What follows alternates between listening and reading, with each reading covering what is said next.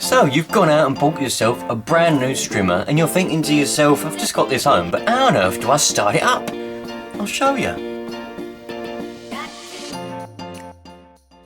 Okay then, so in this video we're going to have a look at to see how to start up your strimmer, or in any case any small engine. Well, most small engines have the same procedure. The levers like the choke and primer bulb and on-off switch might be in different places, but for strimmers, as we're mainly looking at in this video, this will be a similar procedure for most strimmers. Alright, so the first thing that you're going to want to do before you start it up, well, one of the first things that I usually do anyway, is just to double check to make sure the throttle isn't stuck open. You can check this by pulling the trigger a couple of times. You know, that comes all the way back out. There's no slack there. That means your throttle's probably alright. And there's another way you check that, but we'll have a look at that in a minute. While you're there, you might as well turn the switch to on. That's so you've got run, and then when you want to turn the engine off, you have to switch that to 0.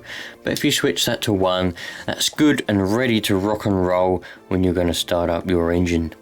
Right, so the next way that you can check to see if your throttle is stuck open or in the good position and working correctly is you may be able to see through these gaps here. You'll see the throttle. You can't see it? Well, I'll show you it when you'll see it move. See that black thing move there? Goes around, doesn't it? Well, that's the throttle. Now that is on the tick over position, that is on full throttle. So if when you pull full throttle and you let go, that goes back to that position, you know you're good and ready to rock and roll. So the throttle's alright. The next thing you need to do is have a look at the choke. Now the choke is down here and we'll have a closer look at that. Now on this model of strimmer, on this brand as well, we have the choke is on the back side of the air filter casing. This is the sign for a choke. Whenever you see that sort of symbol, that means it's the choke.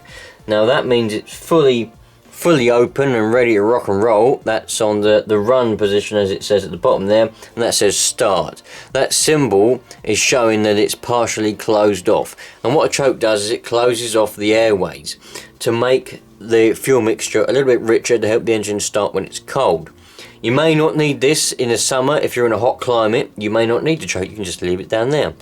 But if it's a bit colder, or if you're just not sure, flick it up to the start position and see what happens. Also, some, but not all, small engines have a primer bulb.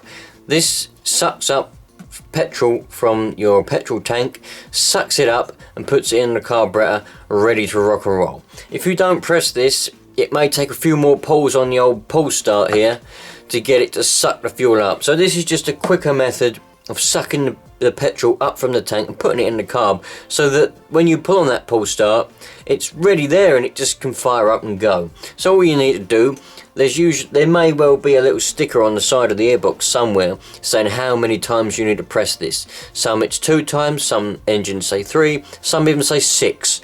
All you got to do is press it until you see this is full up and you see the lines are full up, and also when you feel the resistance. You see it going up through the lines there, see that? Now we've got no more air bubbles in the lines and we've got plenty of petrol in our bulb. If the bulb is not see-through, you've just got to go by what it feels like. You should feel whether there's petrol in the bulb or not. Okie dokie then, so we've done our priming. If we've got a primer bulb, as I said, some small engines, some strimmers, some chainsaws don't have a primer bulb. You may just have a choke. We've got our choke on the run position, we've got our on switch on the handlebar. We're all good to ready and rock and roll. Now all we've got to do is give it a couple of yanks. You can either kneel down and support the bar with your hand, or you can stand up and put your foot on it. It makes no difference. You need to support the strimmer itself, and then you need to grab hold of the old pull start and give it a couple of yanks and see when it starts up.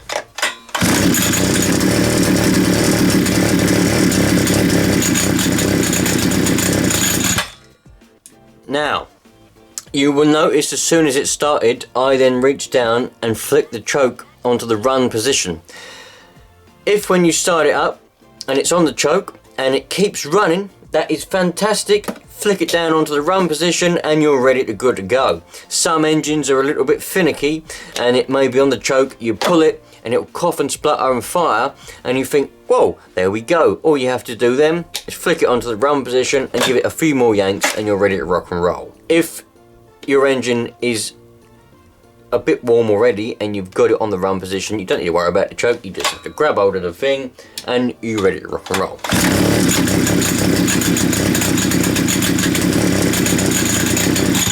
What you can do, if you need to, you might have a bit of a difficult strimmer to start if it's old or whatever, or if you just feel to, some people like to, you can put your foot to support the strimmer itself. You can reach over to the throttle and give it a couple of revs as you're pulling it.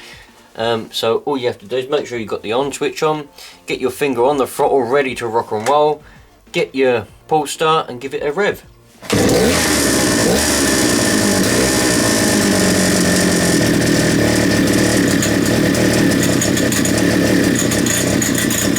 Well, I hope you'll have no more issues trying to start up your strimmer, whether you've gone out and bought yourself a brand new one and you have no idea, or if you're just having trouble trying to start your old strimmer up and you wanted a little bit of advice.